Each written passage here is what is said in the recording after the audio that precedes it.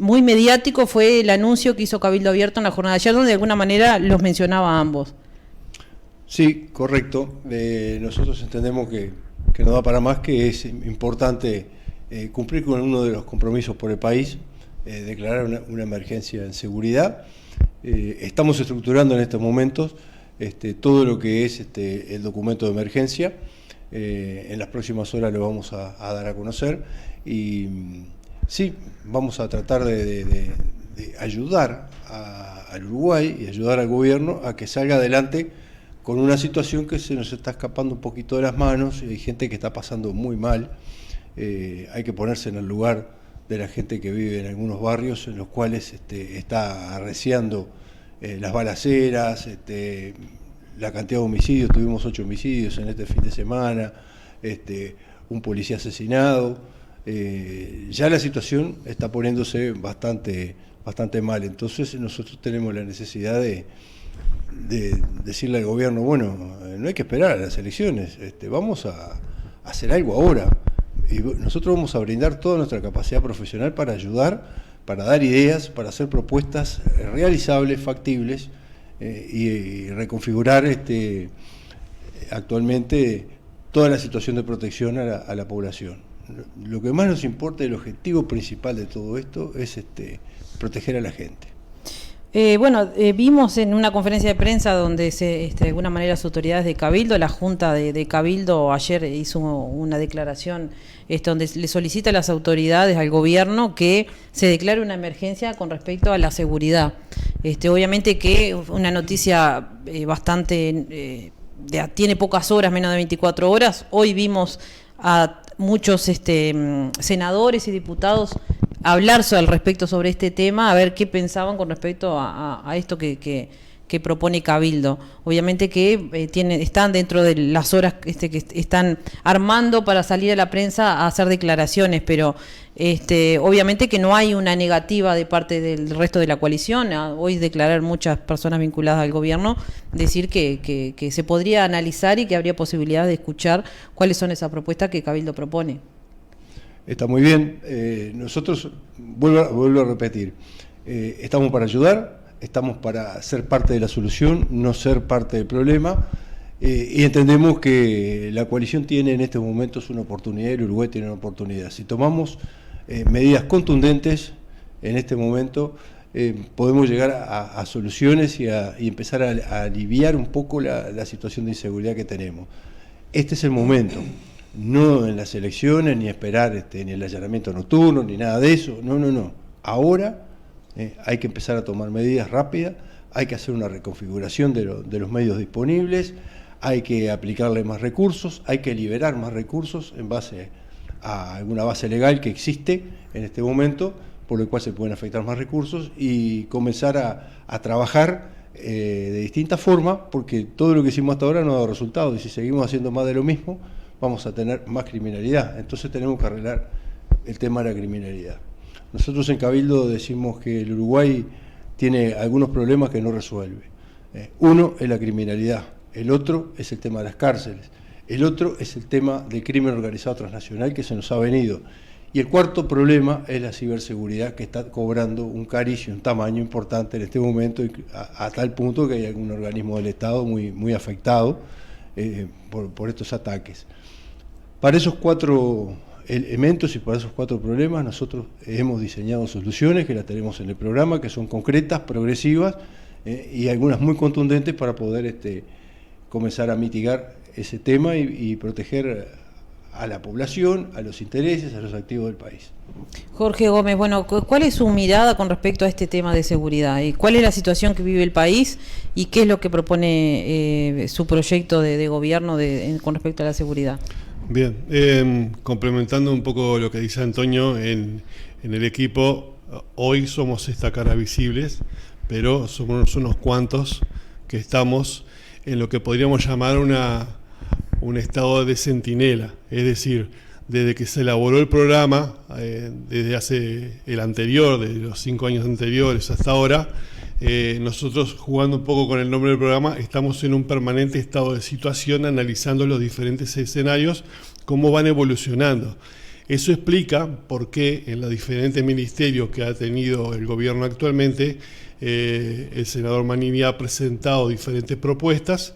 Algunas van en la misma línea porque no se han cumplido con el compromiso con el país firmado en 2019, y otros fueron adaptaciones que fuimos haciendo a medida que se veía que la situación iba deteriorándose paulatinamente.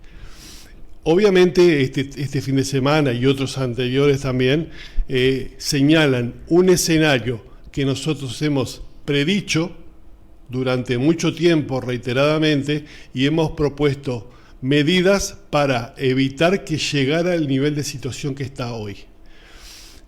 ¿Qué es lo que pasa? Nosotros estamos dispuestos permanentemente, a todo momento, a arrojar ideas y nuestra visión de cómo se deben encarar las cosas. Hasta ahora, muchas de esas propuestas no han sido tenidas en cuenta porque se ha elegido un camino, una dirección que no es la que nosotros particularmente insistíamos. Uno de los aspectos principales, o uno de ellos, el principal para nosotros, es lo que se llama la falta de dominio territorial. Cuando en el 2010 en adelante el Frente Amplio distribuyó la Guardia Republicana a nivel nacional, debilitó Montevideo. Cuando disolvió Radio Patrulla, investigaciones y las seccionales bajaron a menos de la mitad, también. Cuando despobló la campaña de los destacamentos rurales, donde el policía tomaba contacto con la realidad de los establecimientos, aquellos ocupados o no, que podía detectar pistas de aterrizaje, etcétera, etcétera, y esa información canalizarla, debilitó. ¿Qué quiere decir esto? De que hubo una serie paulatina de errores estratégicos desde el punto de vista operativo y de manejo de la policía que repercuten paulatinamente en el estado de situación actual. Nosotros pensamos que no podemos llegar a los niveles de duplicar la tasa de homicidios como ocurrió desde hace 15 años a la fecha en Rosario, Argentina, para no tener que lamentar la cantidad de muertos por distintas razones. Muchos de ellos que son a raíz de narcotráfico, peleas entre bandas rivales, etcétera, etcétera. Este monstruo creció y está en la responsabilidad de Cabildo, porque asumimos nuestra responsabilidad, y de todo el espectro político para poder llevar a cabo una solución. Yo estoy seguro, pero me juego la cabeza, a que los mandos naturales de la policía han hecho saber al mando político de que esta situación se venía produciendo paulatinamente y que se debían tomar medidas. Por ahí de repente no se los tomó en cuenta, o los asesores o académicos que pueden estar en el ministerio no tenían una mirada global operativa para atacar el problema. Entonces, estamos a tiempo y no queremos que se convierta este Uruguay en un barrio de Río de Janeiro o una ciudad de Rosario donde la situación amerita que hasta vaya la gendarmería o otras fuerzas más potentes para operar en el terreno porque la policía fue desbordada. Nosotros pensamos que la policía no fue desbordada y todavía tiene las herramientas para actuar, tanto a nivel departamental como nacional, pero se tiene que hacer con medidas drásticas a partir de este momento, si no, en un futuro lamentablemente no es promisorio. Va a seguir agravándose la situación porque el delincuente no se ve disuadido de actuar porque las fuerzas del orden no le ofrecen un obstáculo. Si no le ofrecen un obstáculo y el terreno está libre para operar, ellos van a seguir creciendo. El narcotráfico funciona con una lógica de economía, de mercado. Quiere decir, si la empresa tiene posibilidades de crecer, debe hacerlo porque si no la competencia le gana. De manera que nosotros debemos hacer que Uruguay sea un país hostil para que ellos colonicen nuestro territorio, porque esto es una cuestión regional que afecta a lo local, y debemos hacer que Uruguay sea un país hostil para las actividades de narcotráfico y crimen organizado.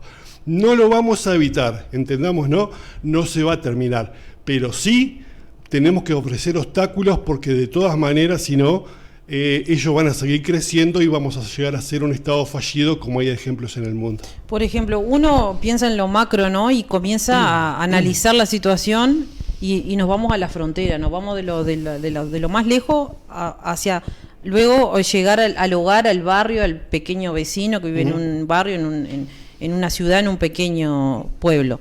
Cuando uno analiza la frontera, porque de algún lado viene la droga, no es que cae milagrosamente por paracaídas, digo.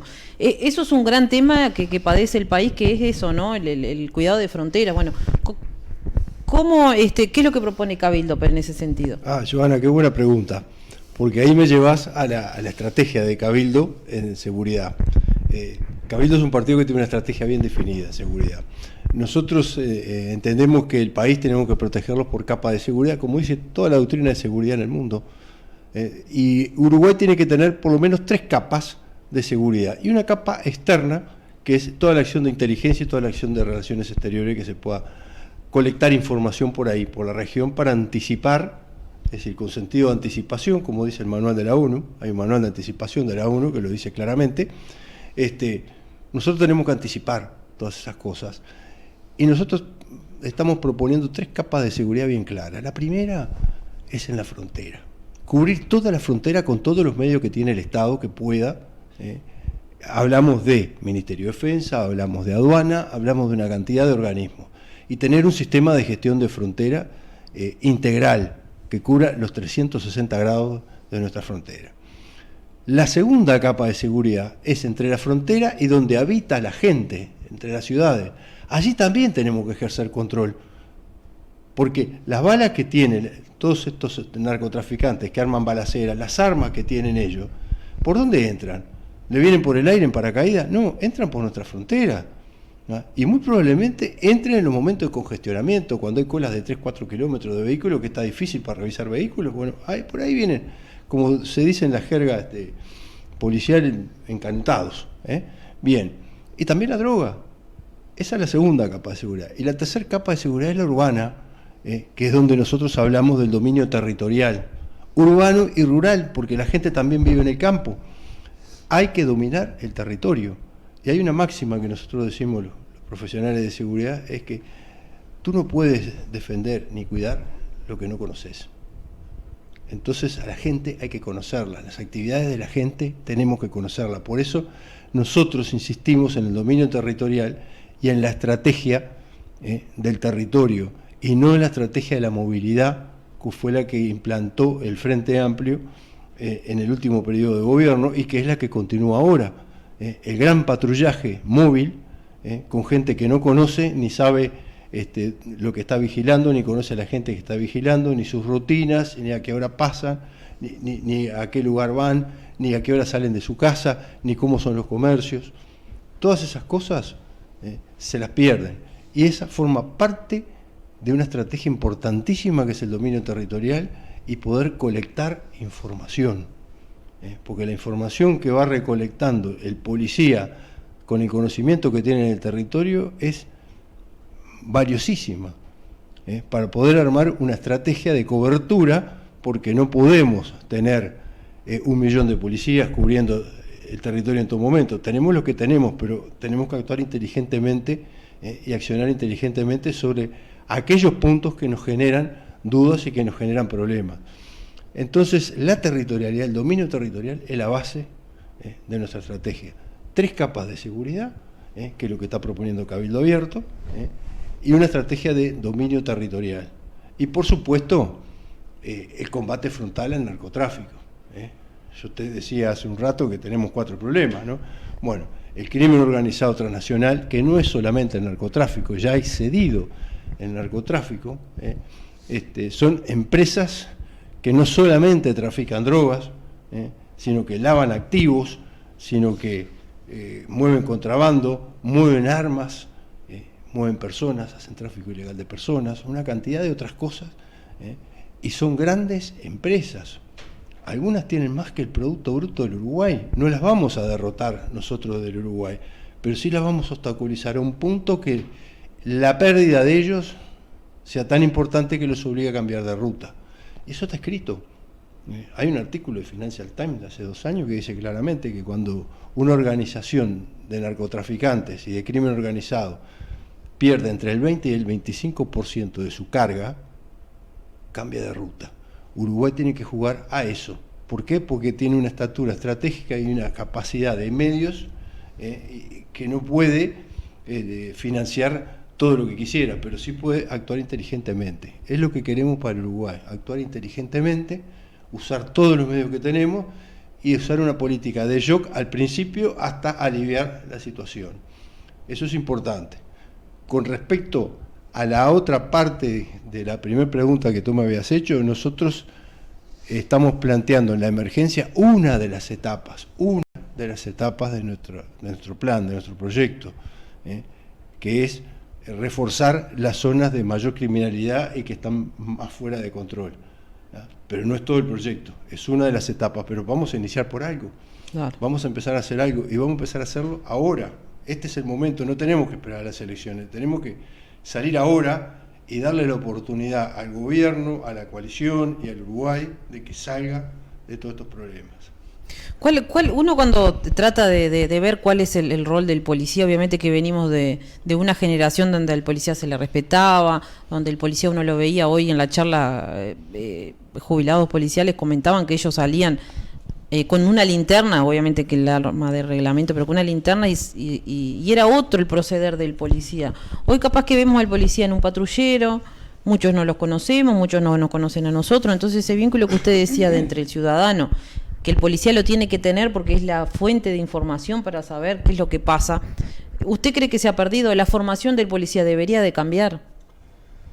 Bueno, primero te quiero complementar algo de lo que decía Antonio, y es esto. Tú iniciabas el programa diciendo que algunos actores políticos se manifestaron que esperaban las propuestas de Cabildo, ¿no?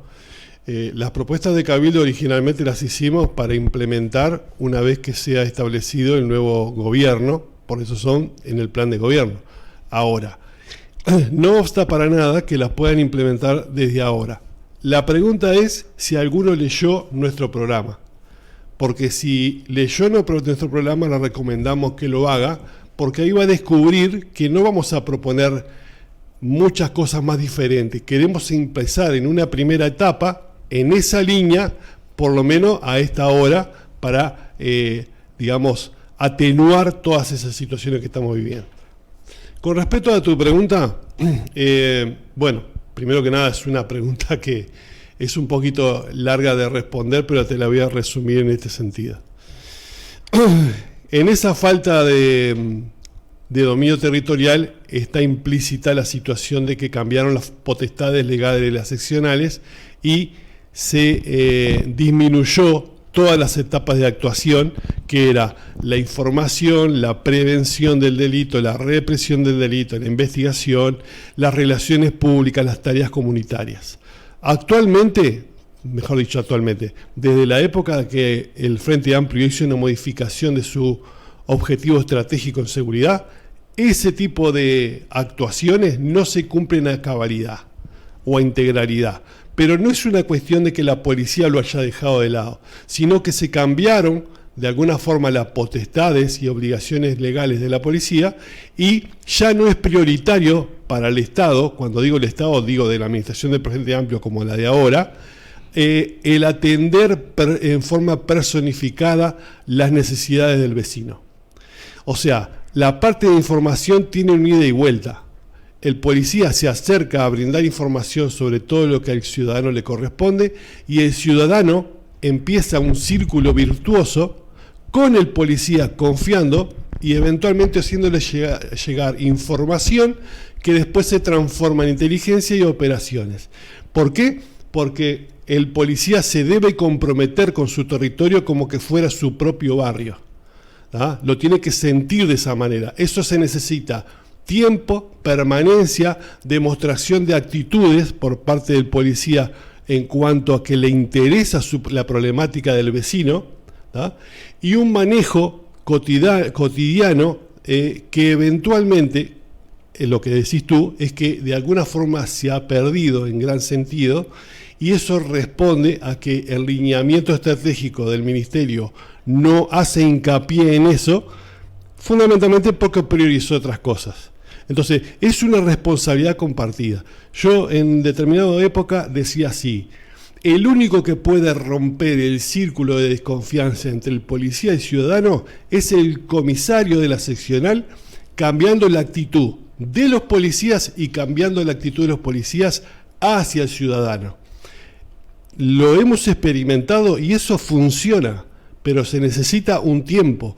No se puede tener una seccional con el personal flotante, rotado permanentemente, porque eso no genera una habitualidad en la rutina de trabajo y en el relacionamiento. Un comisario mínimo se le tienen que poner plazos de cumplimiento de objetivos, de metas, que serán a corto, mediano plazo y largo plazo. Cuando digo corto significa en 3 meses tiene que brindar resultados ya positivos, en 1 año mejores. Y se puede decir que un comisario conoce su jurisdicción, su personal y todo lo que implica su función en 2 años. A partir de ahí, eventualmente los guarismos en cuanto a confianza de la población y efectividad operativa se ven notoriamente plasmados en los resultados. Pero eso implica un cambio en la mentalidad del mando político y el mando policial para hacer permanecer la dotación de la fuerza efectiva de cada seccional el tiempo suficiente para dar resultados positivos. O sea, te lo voy a poner en estos términos. Si vos querés que esa selección de la comisaría funcione como la selección de Bielsa, no podés estar sujeto a los resultados inmediatos. Tenés que darle tiempo de trabajo. No puede ser que funcione como Peñarol y Nacional, que cuando pierde 3 partidos ya lo sacás. No, tenés que establecer que se genere un estado de situación que funcione favorablemente para que un equipo, en este caso una seccional, funcione. Es así la noción muy reducida de lo que te puedo explicar. Con respecto a la parte económica, porque obviamente que se proponen muchas cosas, pero bueno, luego está el presupuesto que se tiene que votar y que bueno, y que eso genera un gasto. ¿Cómo lo analiza del lado económico para el país? Bueno, se puede decir que es un costo o es una inversión. Hay quienes lo ven como un costo. Nosotros lo de seguridad lo vemos como una inversión, porque a largo plazo nos va a dar libertades y nos va a dar una cantidad de posibilidades y nos va a dar más valor a nuestros activos. Sí, nosotros en este momento estamos pasando por un problema que nosotros catalogamos que hay que declarar una emergencia. Entonces, no es con la misma plata. Se va a precisar algún recurso más. Hay una legislación específica que permite disponer y distraer recursos para una emergencia de este tipo. En eso nos vamos a basar en nuestra declaración. Pero de todos modos, en términos generales para el programa, nosotros entendemos que se va a precisar un poco más de recursos, porque todo lo que tenemos en este momento no solo no ha alcanzado, sino que además proponemos usarlo de otra manera, pero tenemos que apagar el incendio, es decir, hablando en términos coloquiales, ¿no? Y para apagar el incendio hay que gastar agua, después capaz que está apagado no lo vamos a gastar, pero durante un tiempo vamos a precisar una inyección de recursos importante. Nosotros en la seguridad generalmente medimos más por lo que evitamos que por lo que logramos. Muchas veces se miden los homicidios, las tasas de homicidio, se miden las tasas de hurto, pero también hay que medir otras cosas, como el rendimiento de los presupuestos, como el valor de una pérdida, cómo recuperamos una pérdida. Cuesta lo mismo cuando yo tengo, por ejemplo, compro un auto, el valor de compra del auto, pero tengo un accidente, un siniestro, después lo tengo que reponer, me cuesta lo mismo. Cuando deduzco, tengo el deducible del seguro, es decir, la cuenta final, cuando paso raya al final, ¿me costó lo mismo el auto o me costó más caro? Bueno, todo eso hay que manejarlo. También el tema de las propiedades está medido por el Banco Interamericano de Desarrollo, que en las zonas de inseguridad, de mayor inseguridad, los barrios de mayor inseguridad, por cada 1% que sube la criminalidad, el valor de la propiedad se deprecia 1,8% anualmente. Eso en 20 años es mucha plata. Y eso es lo que explica por qué hay cantidad de gente que no quiere vivir en determinados barrios y prefiere vivir en otros. Y cuando esos otros, que son barrios muy acomodados, con mucho dinero, comienzan a experimentar robos, comienza a bajar el valor de la propiedad, la gente no lo quiere tener. Ese es un valor económico que hay que empezar a medirlo. Lo mismo pasa con el flujo de turismo. Cuando los turistas comienzan a percibir de que el Uruguay no es tan seguro, te roban de todo un poco, ya no van a querer tener una casa en Uruguay. Nos puede llegar a pasar como le pasó a Acapulco en México. Entonces, todas esas cosas tenemos que verlas cuando vamos a hacer una inversión en seguridad. Por eso no hablamos de gasto, hablamos de inversión. Tenemos que invertir para darle valor al país y para rescatar el trabajo de nuestra gente, y que nuestra gente se quede, y que nuestra gente compre las propiedades, que nuestra gente invierta en el país, y que el país sea una joyita, que sea el lugar donde vengan a invertir de todos lados. ¿Por qué? Porque están seguros, porque es difícil que te roben en Uruguay. Ahora, si es lo más fácil que hay, llega diciembre y se roban 4 casas en Punta del Este, ya la cosa está complicada, ¿no? Es decir, hablando en tono coloquial, ¿no? Pero más o menos es así. Tiene un valor la seguridad que tenemos que verlo también a través de lo que se evita, más de lo que se logra.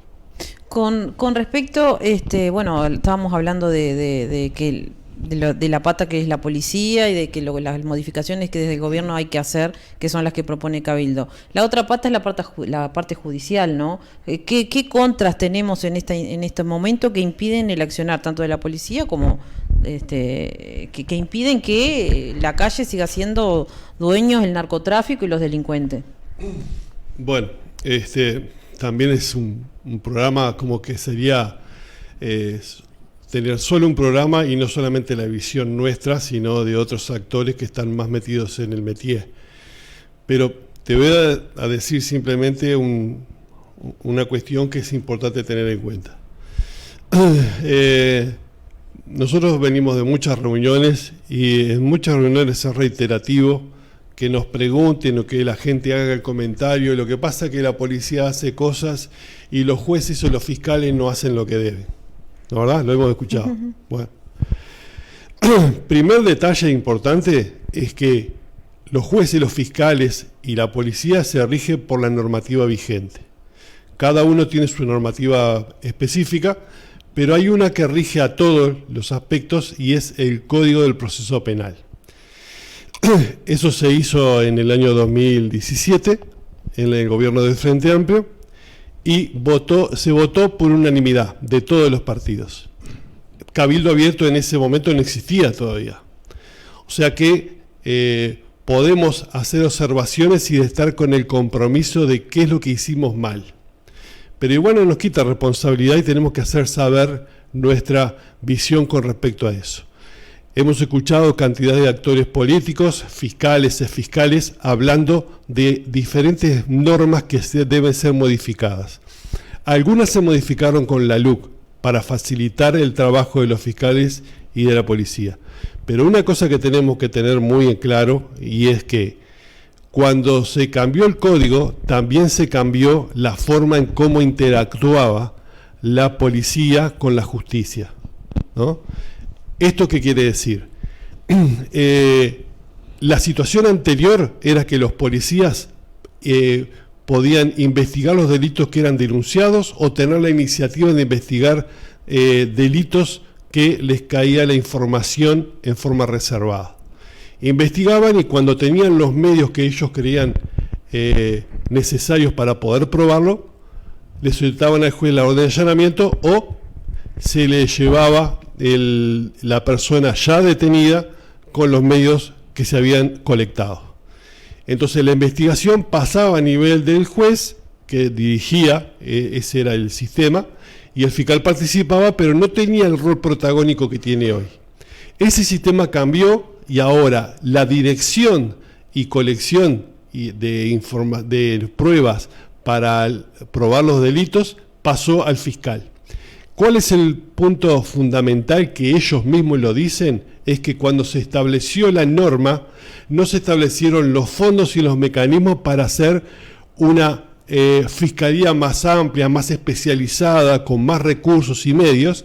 Entonces los fiscales están saturados de casos en los cuales no pueden ejercer una dirección acorde y la policía no puede hacer otras cosas que hacía antes para poder seguir investigando. Entonces, esa desconexión que la generó el Código del Proceso Penal y que lo padecen tanto fiscales como los policías en la investigación, genera que no se puedan probar en forma precisa y oportuna la culpabilidad de los delincuentes. Entonces, se da la orden, se lo entera al fiscal y se sigue investigando y se espera una orden escrita para una detención, para poder probar y etcétera, etcétera. Entonces, lo que se necesita acá, no voy a meter en ese tema, pero es cambiar el Código del Proceso Penal en los artículos que enlentecen o dificultan la investigación de los delitos. Pese al